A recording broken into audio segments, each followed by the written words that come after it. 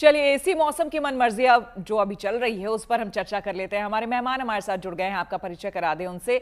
Doctor Surendra Meena हमारे साथ है, senior consultant internal medicine AIIMS से। सर आपका बहुत बहुत स्वागत है। डॉक्टर साहब, यहाँ पर देखिए, एक तरफ हम मौसम की बात कर रहे हैं क्योंकि किसी को समझ में ही नहीं आ रहा है दरअसल वेदर पैटर्न क्यों ऐसा हो रहा है, अचानक से सर्दी, अचानक से गर्मी। कई लोगों ने अपने गर्म कपड़े जो हैं अंदर रख दिए थे, अब वापस से उनको निकाल करके फिर से वो इस्तेमाल कर रहे हैं।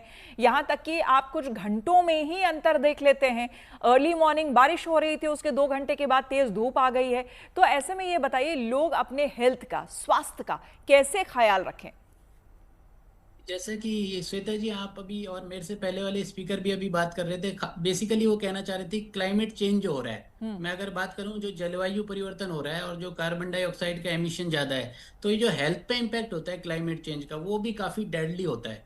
उसको हम लोग कई बार नज़रअंदाज करते हैं या लोगों को पता नहीं चलता है कि क्लाइमेट चेंज या जो टेम्परेचर में वेरिएशंस आते हैं और जो ह्यूमिडिटी, जो आप कहेंगे मॉइस्चर, उसमें चेंज आते हैं, उसका काफ़ी ज़्यादा इम्पैक्ट होता है। और जो मैं एक उदाहरण के रूप में बोलूँ तो जो बैक्टीरिया और वायरस नॉर्मली आपको इन्फेक्ट नहीं करते हैं या नॉर्मली जिनका इन्फेक्शन नहीं होता है, तो जो ये temperature changes, sudden weather shift होता है, जब अचानक से टेम्परेचर ज़्यादा हो जाता है, कभी कम हो जाता है, और उस समय हम लोग अपने हाइड्रेशन का भी ध्यान नहीं रख पाते हैं, क्योंकि हमें लगता है कि बारिश हो रही है तो हमें लगता है कि पानी की क्या ज़रूरत है। खासतौर पे वरिष्ठ नागरिक, एल्डरली और जो छोटे बच्चे होते हैं, उनमें डिहाइड्रेशन की भी एक संभावना बन जाती है।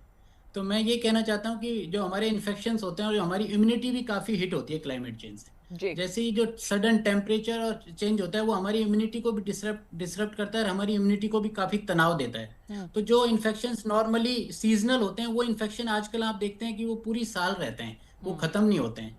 तो हेल्थ पे इम्पैक्ट भी काफ़ी बड़ा है, खासतौर पे जिन लोगों को क्रोनिक बीमारी होती है, जैसे कि सीओपीडी है, अस्थमा है, या कोई रेस्पिरेटरी एलर्जी है, सांस की बीमारी है एलर्जी की, या डायबिटीज है, हाइपरटेंशन है, या कोई कैंसर की दवाइयां खाता है, पोस्ट कीमोथेरेपी कैंसर का इलाज लेता है, उनके लिए तो बहुत घातक होता है। और छोटी सी बात करें तो जो नॉर्मली रेस्पिरेटरी इन्फेक्शंस होते हैं, जिसमें हम बोलेंगे सर्दी जुकाम खांसी हो जाता है टेम्परेचर चेंज पे, तो अगर किसी की इम्यूनिटी कम है और उसको ये बीमारी है जिनका मैंने अभी आपको बताया, तो उनको ये निमोनिया भी हो सकता है, और वो कई बार हॉस्पिटलाइजेशन भी काफ़ी लंबा हो सकता है और आईसीयू में भी जा सकते हैं। तो हमको ये सतर्क रहना पड़ेगा कि हम फ्रीक्वेंट वेदर चेंजेस को समझें और उसके अकॉर्डिंग ही अपना खाना पीना खाएं, और उसके अकॉर्डिंग ही अपना बिल्कुल। अपनी दवाइयों को भी समय समय पे डॉक्टर लें अगर मीना, कोई। डॉक्टर सुरेंद्र मीना आपके पास आते हुए। डॉक्टर साहब देखिए, सबसे ज्यादा इस समय में चिंता जो हो जाती है वो बुजुर्गों की होती है, बच्चों की हो जाती है ऐसे समय में, कि उनका ख्याल कैसे रखा जाए। क्योंकि जो बड़े हैं वो अपने आप को, जो अडल्ट हैं वो तो समझा लेते हैं और समझ जाते हैं चीजों को, लेकिन मौसम एकदम से बदला, बच्चे हल्के कपड़े पहन रहे हैं, कॉटन के कपड़े पहन रहे हैं,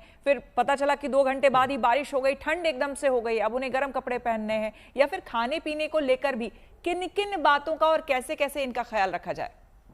जी, जैसा भी कहा, मैं पहले भी कह रहा था कि जब भी क्लाइमेट चेंज या वेदर शिफ्ट होता है, तो सबसे ज़्यादा जिनकी इम्यूनिटी कम होती है, खासतौर पे एक्सट्रीम एज, जो अभी आप बात कर रहे हैं, जो हमारे सीनियर सिटीजन्स होते हैं और जो बच्चे होते हैं, उनकी इम्यूनिटी कम होती है और वो उनकी रोगों से लड़ने की क्षमता बहुत कम होती है, और ओल्ड एज में बीमारी भी पकड़ लेती है, क्रॉनिक डायबिटीज, हाइपरटेंशन, या कई और तरह की। तो दोनों की इम्यूनिटी कम होती है, तो दोनों को ही खतरा ज़्यादा होता है, खासतौर पर क्लाइमेट चेंज से और टेम्परेचर वेरिएशन से। तो मैं तो ये कहना चाहूँगा कि बच्चों में तो वैक्सीनेशन बहुत इंपॉर्टेंट है, जो कि सब जानते हैं, लोग कराते भी हैं, जागरूक भी हैं।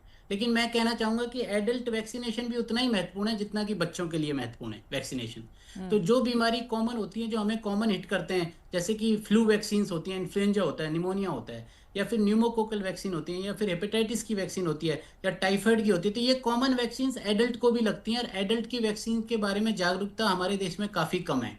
सर, तो आप ये लोगों बता रहे हैं कि ये जिस वैक्सीन की आपने बात कही, इसके बारे में मैंने भी सुना है, और जिन डॉक्टर से मैंने कंसल्ट किया था उनका ये कहना है कि जैसे ही मौसम चेंज होने लगे, ठंडे से हम गर्मी की ओर बढ़ रहे होते हैं या फिर गर्मी से ठंड की तरफ बढ़ रहे होते हैं, तो उसी समय आपको वैक्सीन लगवा लेना चाहिए। क्या यही सही तरीका है और हर किसी को घर में लगवा लेना चाहिए?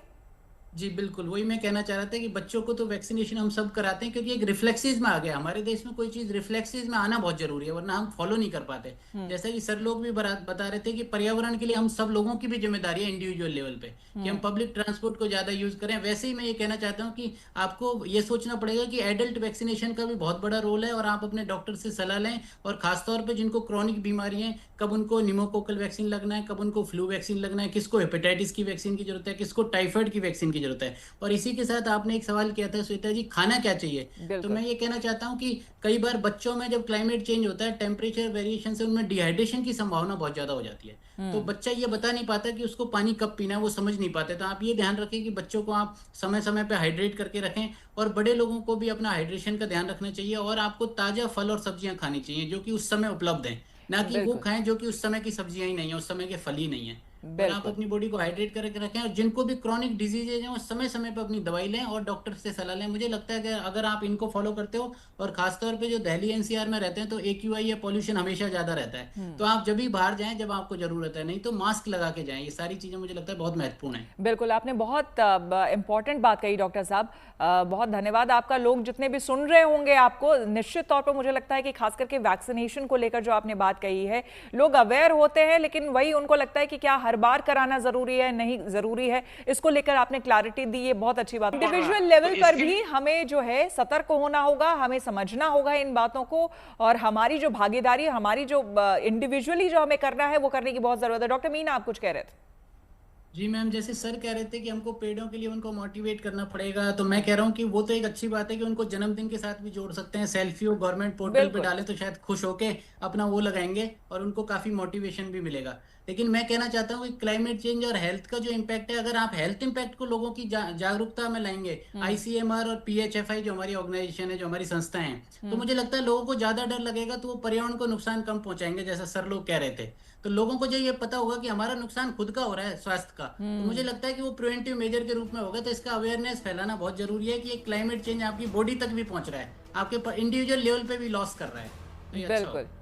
बिल्कुल सर, बिल्कुल। आप सभी ने बहुत महत्वपूर्ण और बहुत ज़रूरी बातें कही हैं। उम्मीद हम फिर से एक बार यही करेंगे इस चर्चा से कि न सिर्फ स्टेट गवर्नमेंट, जो केंद्र सरकार है वो भी सुने समझे इसे, और जो ज़रूरी कदम, जो मेजर स्टेप्स उठाए जाने हैं इसके संदर्भ में, पर्यावरण को बचाने के संदर्भ में, वो बचा सके। क्योंकि आने वाले समय में अगर ऐसे ही मौसम चेंज होता रहा, इस तरह से बदलाव होता रहा, तो हमारी ज़िंदगी में भी हमें बहुत बड़ा बदलाव करना पड़ेगा।